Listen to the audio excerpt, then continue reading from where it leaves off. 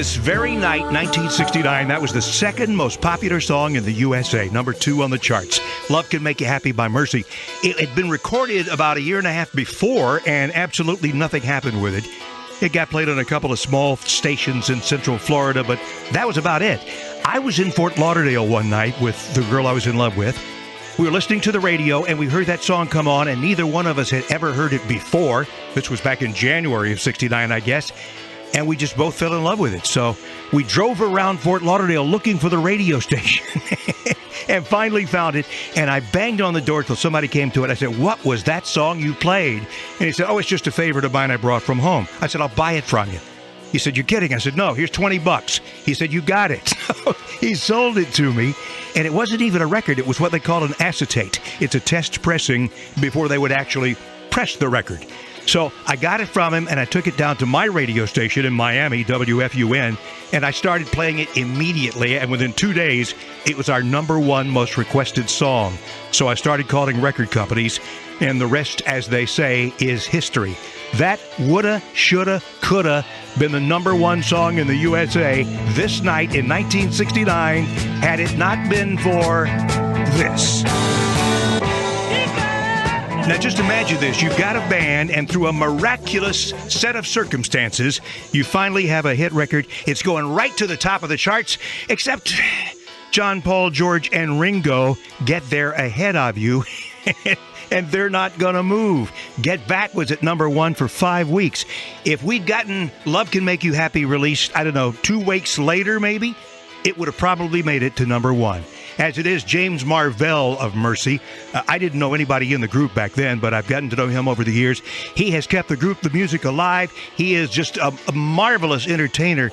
He does a lot of stuff in Branson. You ought to check him out. He's got a new version of Love Can Make You Happy, as a matter of fact. You can Google him. James Marvell, Marvell, Mercy, Mercy.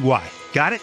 If you listen to this show enough, you know I don't normally do things like that, but this just seems so timely. I mean, this weekend, this big holiday weekend, happened to be the moment of fame for that group and the incredible circumstances of how it became a hit. Hang on, your requests are coming right up.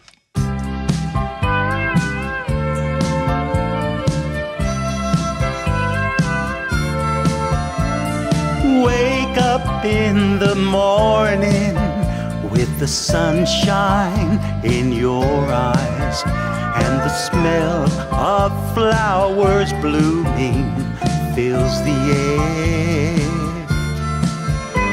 Your mind is filled with the thoughts of a certain someone that you love. Your life is filled with joy when she is there. Love can make you happy if you find someone who cares to give a lifetime to you and who has a love to share. Oh, yeah. If you think you found someone you'll love forevermore, then it's worth the price you'll have to pay. To have two holds important, but forever is the phrase that means the love you found is gonna stay.